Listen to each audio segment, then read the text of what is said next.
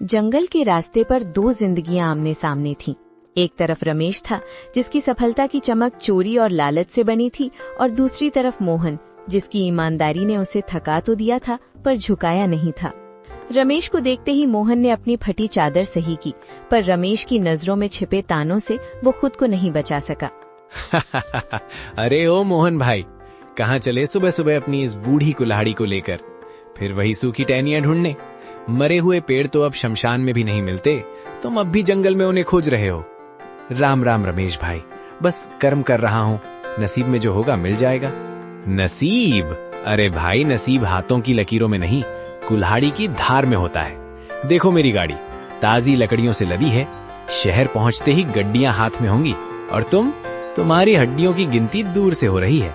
सुना है कल मंडी से खाली हाथ लौटे थे, बच्चों ने कल भी पानी पीकर रात काटी होगी। मोहन, आंखों में हल्की नमी पर आवाज में सख्ती।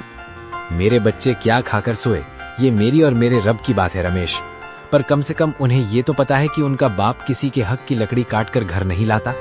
रात को जब मैं सोता हूँ तो मुझे परिंदों के उजड़े घोंसलों की चीखें सुनाई नहीं देती। रमेश ताने मारते हुए। आदर्शों से पेट नहीं भरता मोहन, ये जो तुम ईमान ईमान की माला जपते हो ना, इसी ने तुम्हें इस हाल में पहुंचाया है। तुम्हारी विमला बेचारी फटी साड़ी सिल सिल कर थक गई है, और तुम यहाँ जंगलों में भूत बनकर घूम रहे हो। लोग तुम्हें ईमानदार नहीं, मूर्ख कहते हैं। थोड़ा दिमाग चलाओ, मेरी तरह हरे पेड़ काटो, 2 दिन में घर की छत बदल जाएगी। वरना याद रखना, भूखे पेट वाले की शराफत को दुनिया कायरता कहती है।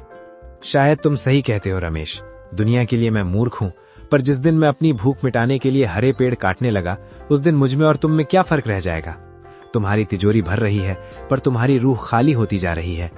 मेरी कुल्हाड़ी सिर्फ लकड़ी काटती है, किसी की दुआएं या किसी जीव का घर नहीं। तू अपनी गड्डियां गिन, मैं अपना सुकून ढूंढता हूँ। जाओ जाओ, ये सुकून तुम्हें ले डूबेगा।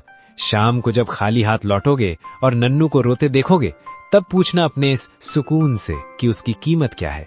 फकीर ही रहोगे तुम मोहन, फकीर ही मरोगे। रमेश अपनी बैलगाड़ी को जोर से हाँकते हुए धूल उड़ाता निकल गया। मोहन वहीं खड़ा धूल साफ करता रहा।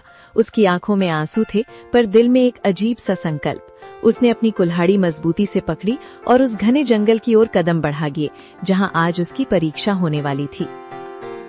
सूरज अभी ठीक से उगा भी नहीं था कि मोहन की कुल्हाड़ी की ठक ठक जंगल की सन्नाटे को चीरने लगी। शरीर में जान नहीं थी। कल रात सिर्फ आधा गिलास पानी पीकर सोया था, पर हाथों में बच्चों के भूखे चेहरों की याद ने बिजली भर दी थी। पसीना माथे से बहकर आंखों में जा रहा था, पर मोहन रुकने का नाम नहीं ले रहा था। बस थोड़ा और। आज अगर ये गट्ठर बड़ा होगा तो शहर की मंडी में अच्छे दाम मिलेंगे। नन्नू के लिए आज सूजी ले जाऊंगा। बेचारा बच्चा कल रात रोते रोते सोया है, और दीपू की चप्पलें भी तो टूट गई हैं। हे भगवान, बस आज ही लकड़ियां बिक जाएं और कुछ नहीं चाहिए। मोहन बड़ी मशक्कत से लकड़ियों का एक भारी गट्ठर अपने सिर पर उठाता है। उसका शरीर कांप रहा है, पर उम्मीद उसे चला रही है।